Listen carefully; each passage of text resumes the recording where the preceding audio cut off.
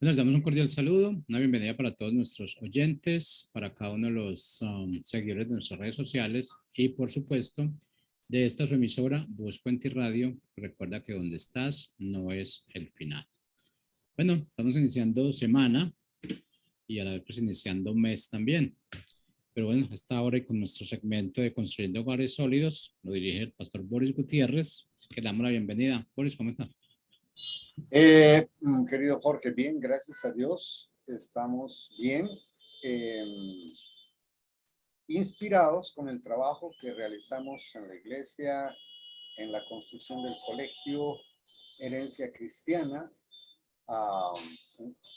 Este año nos quedó muy pequeño el colegio, necesitamos avanzar en la segunda etapa, entonces vamos avanzando poco a poco, pero avanzamos.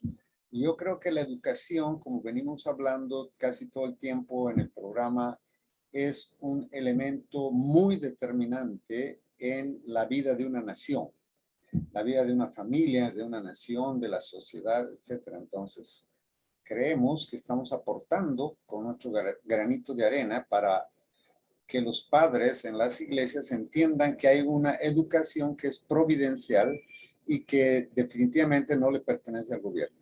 Pertenece, la educación es una responsabilidad absolutamente de los padres y no del gobierno.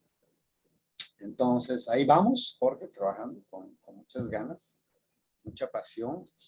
Ya me enviaste el link, entonces voy a copiar para enviar a los hermanos para que nos sigan. Muy bien, hoy tenemos, hoy llegamos al fin de los temas del pecado de Sodoma. Entonces, vamos a hacer un pequeño resumen muy breve y terminamos. Hemos estado hablando sobre el pecado de Sodoma. Voy a compartir la pantalla para que ustedes puedan ver con más claridad. Hoy vamos a hablar de lo último.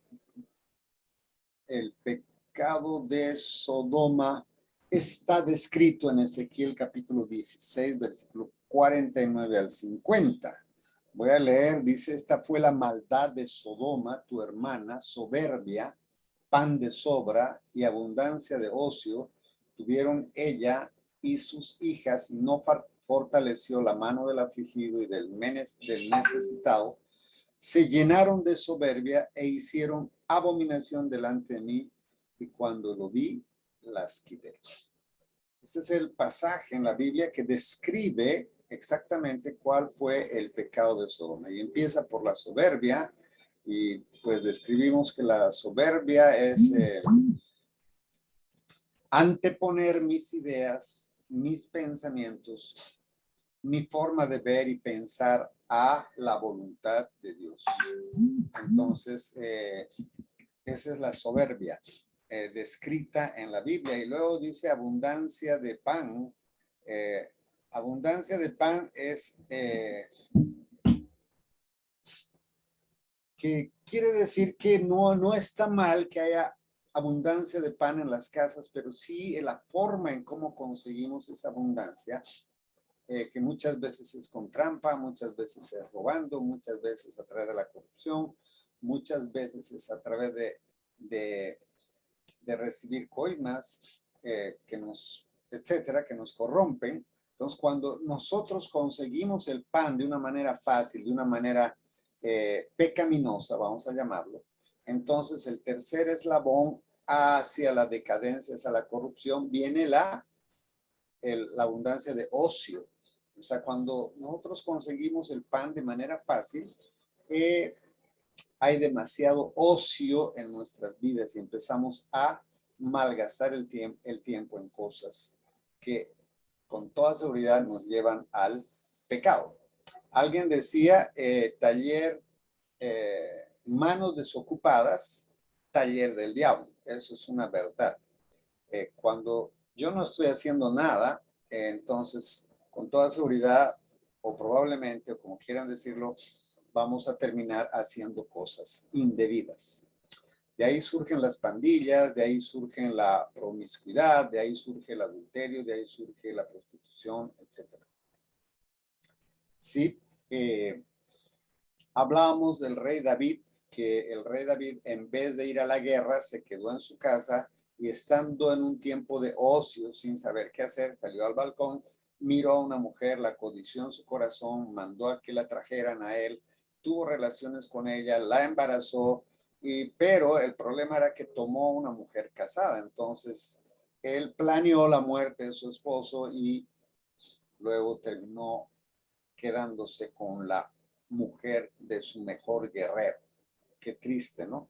Eso ocurre cuando nuestro tiempo no está siendo bien ocupado. Entonces, aún el rey David, en un tiempo de ocio, la Biblia dice que en un tiempo de guerra, donde los reyes iban a la guerra, David no fue a la guerra, se quedó en su casa y cometió ese tremendo, terrible pecado, que luego de eso le costó prácticamente toda una vida llena de dolor. Luego hablábamos de, a ver, veamos, no fortaleció la mano del afligido y del necesitado, o sea que cerramos nuestro corazón a la gente necesitada. Esa es una consecuencia también de nuestro pecado, que empieza con la soberbia, en este caso el pecado de Sodoma, y se llenaron de soberbia otra vez, se llenaron de soberbia, se creyeron indomables, invencibles, o sea, ni siquiera Dios puede venir a redarguir el corazón de estas personas porque ellos creen que son Dios. Y nosotros vivimos en una sociedad donde hemos llegado a tal necedad de pensar y decir que uno no nace siendo hombre ni siendo mujer, sino que uno construye su sexo, desarrolla su sexo. Y la gente lo cree, y el que no cree es un retrógrado, es un homofóbico. También hablamos de las leyes que sacamos para asesinar a los bebés en el vientre de una madre, donde debiera ser el lugar más seguro para un ser humano, porque sencillamente creemos que el ser humano, el bebé que está adentro, todavía no es un ser humano. Sencillamente decimos que es una masa amorfa que no tiene forma ni son un montón de células y entonces podemos acabar con la vida de ese bebé. Y la sociedad lo aplaude. Y el que dice que eso está mal y que eso es un pecado, entonces hay que quemarlo en la hoguera porque no está de acuerdo con nuestras ideas. Eso es llenarse de soberbia. O sea, nos llenamos de tanta soberbia, de tanto orgullo, que creemos que las conclusiones a las que hemos llegado son definitivas y esa es la verdad. Y ya no estamos ni siquiera dispuestos a considerar lo que Dios piensa con respecto al aborto, por ejemplo. Ya no queremos ni siquiera considerar porque nosotros consideramos que nuestra opinión vale más que la opinión de Dios. Y la sociedad tristemente sacó a Dios del medio, ¿no? Porque en esa sociedad es la que vivimos, tristemente. Y luego, cuando la sociedad llega a ese punto, entonces ocurre que nos volvemos abominables, aborrecidos a la mirada de Dios. Y Dios ya aborrece una sociedad así, produce ya náuseas, produce asco, una sociedad que vive de esa manera, que piensa de esa manera, actúa de esa manera.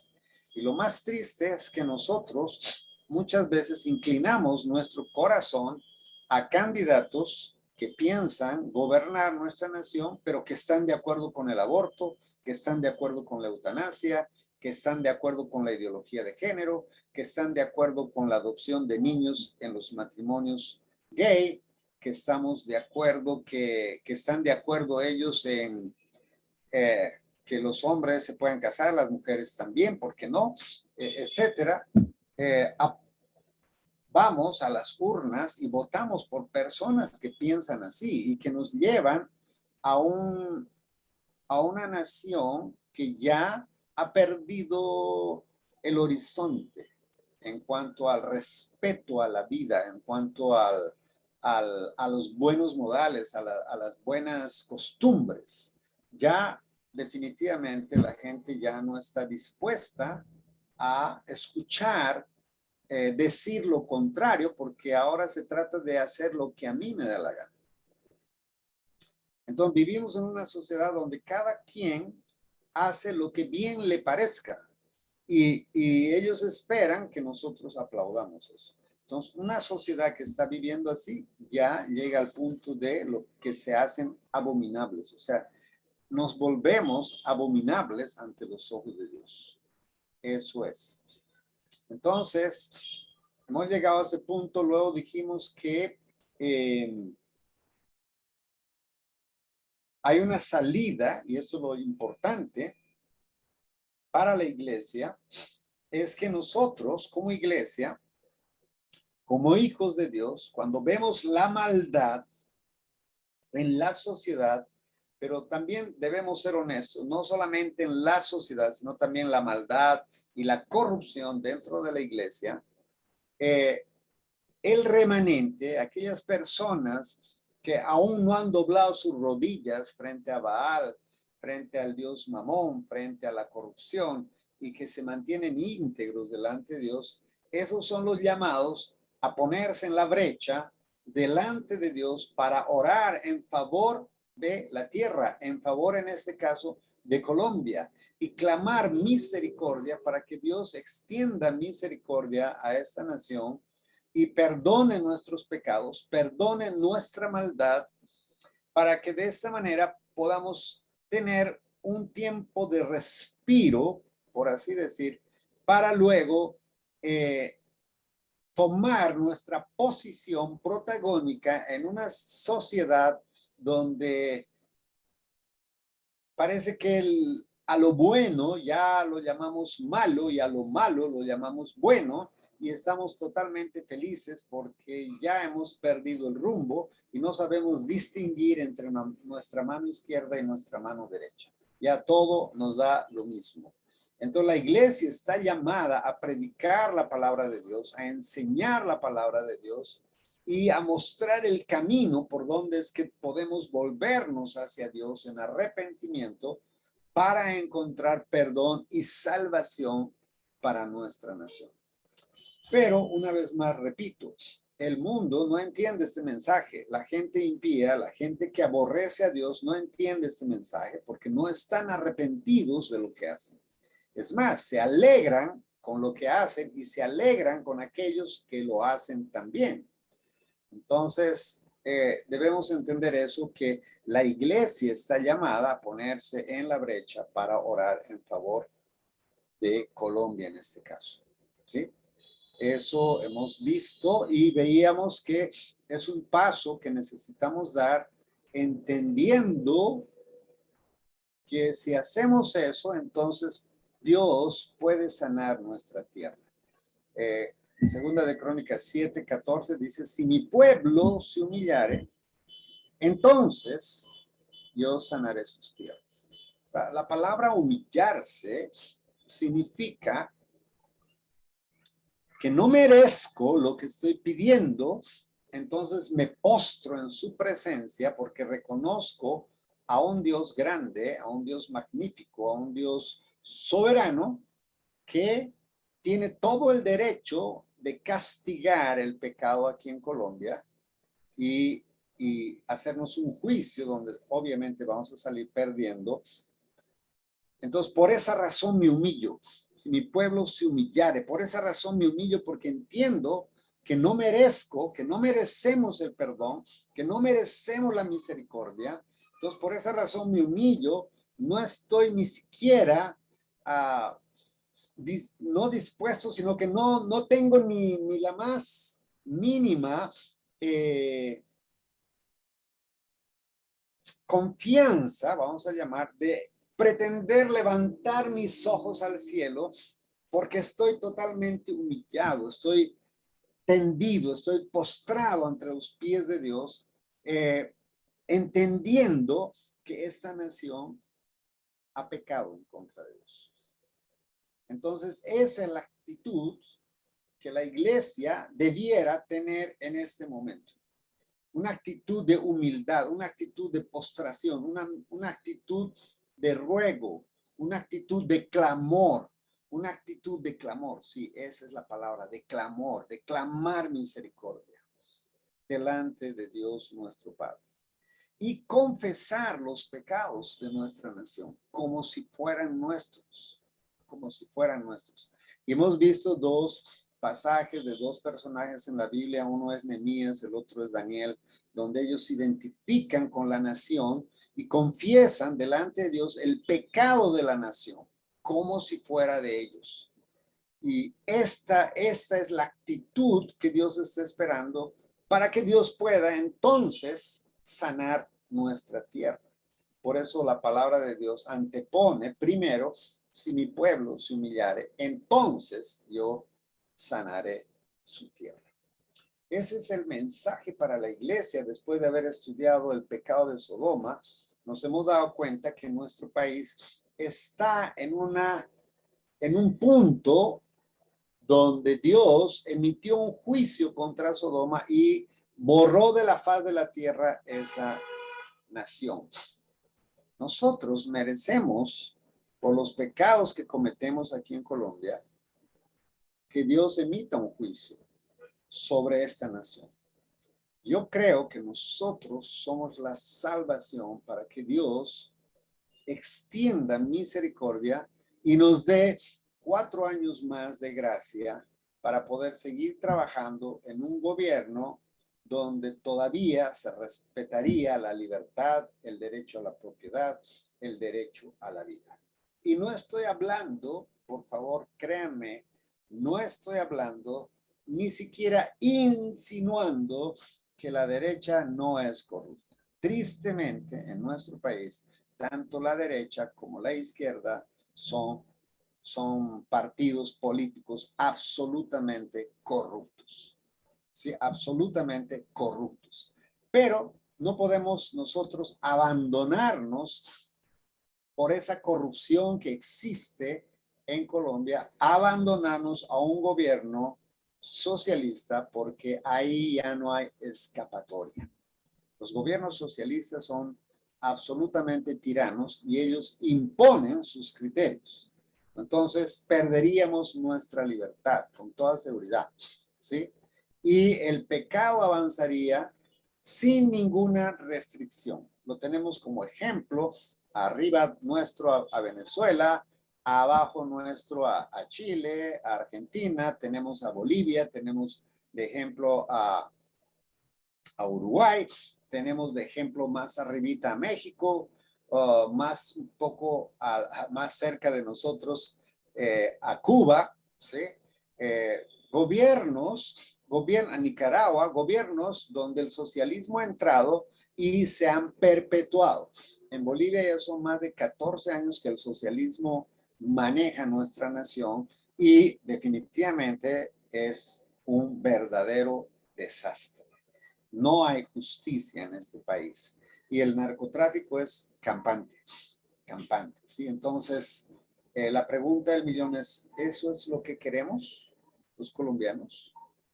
¿Eso es lo que nosotros los colombianos anhelamos? ¿O realmente queremos un país libre, donde haya libertad de expresión, donde haya libertad al derecho a la propiedad, libertad al derecho a la vida, libertad al derecho de buscar la felicidad, donde haya libertad para poder vivir, libertad para comerciar, libertad para hacer negocios, libertad para comprar y vender tierras? O sea, ¿qué es lo que queremos los colombianos? Es verdad, hay corrupción tanto en la derecha como en la izquierda, es verdad, pero ahora la pregunta del millón es, ¿ellos son culpables de la situación que vivimos? Sí, pero no solamente ellos, sino nosotros también como ciudadanos somos culpables del momento tan crítico, tan difícil en que nosotros ahora como nación estamos viviendo. Estamos catalogados como una de las naciones más corruptas a nivel mundial. Eso es una vergüenza, tristemente, ¿no? Pero es la verdad, es la realidad. Entonces, ¿quiénes estamos llamados a leudar? ¿Quiénes estamos llamados a ser luminares en una sociedad donde la sociedad es perversa y maligna? Pues nosotros los cristianos. Y para hacer esto, amados, necesitamos volvernos a la palabra de Dios. Necesitamos volvernos a la palabra de Dios y pedir y clamar misericordia a nuestro Dios y Padre. Vamos a leer en Josué capítulo 1 del versículo 8 al 9, dice: nunca se apartará de tu boca este libro de la ley, sino que de día y de noche,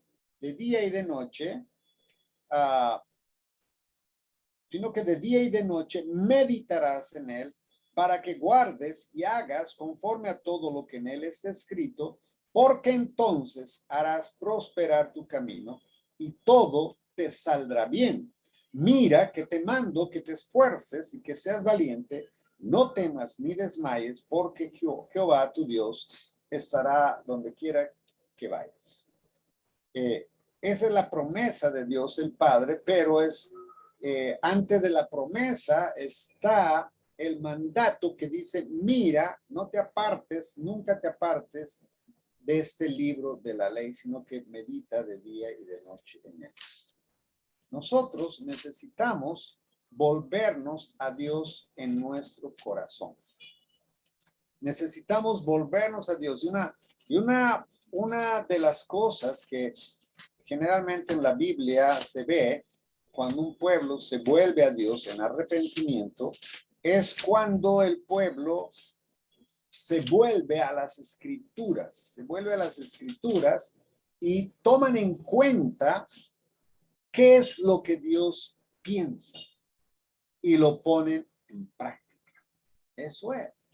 Vamos a hablar solamente, por ejemplo, del aborto, ¿no? Que realmente yo estoy muy triste en mi corazón y por eso tal vez todo este tiempo me han escuchado hablar sobre eso. Una nación que determina por ley matar a los bebés, asesinar a los bebés en el vientre de una madre, es una nación que está acarreando maldición para sí misma. Porque son las personas más indefensas en el planeta Tierra. Un bebé en el vientre de una madre es totalmente indefenso. Entonces, cuando Nehemías restauró el templo, encontraron los libros de la ley y él empezó a leer la palabra de Dios. Y el pueblo, eso lo van a encontrar en Nehemías capítulo 8, el pueblo entero, al escuchar la palabra de Dios que se estaba leyendo, empezaron a llorar. Porque la palabra de Dios es la que trae convicción de pecado a nuestros corazones. Cuando nosotros hablamos de corrupción y tú vas a un lugar del gobierno donde tienes que sacar una cédula, un pasaporte, y llegas ahí y te dicen, bueno, si quiere que su pasaporte salga rápido, me tiene que dar 100,000 pesos. Y si no, te lo hacen perder tus papeles. Eso es corrupción. Pero cuando nosotros vamos a la Biblia y leemos en la palabra que eso es un pecado, entonces la gente necesita arrepentirse de ese pecado.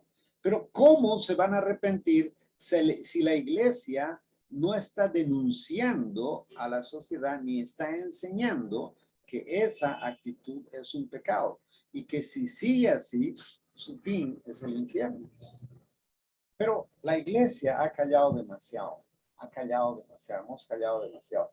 Por esa razón necesitamos volvernos a la palabra de Dios. Y vamos a leer 1 Timoteo 3, 15. El libro de 1 Timoteo 3, 15 dice así. A ver, ahora encuentro dónde está 1 Timoteo 3, 15. Dice así la palabra.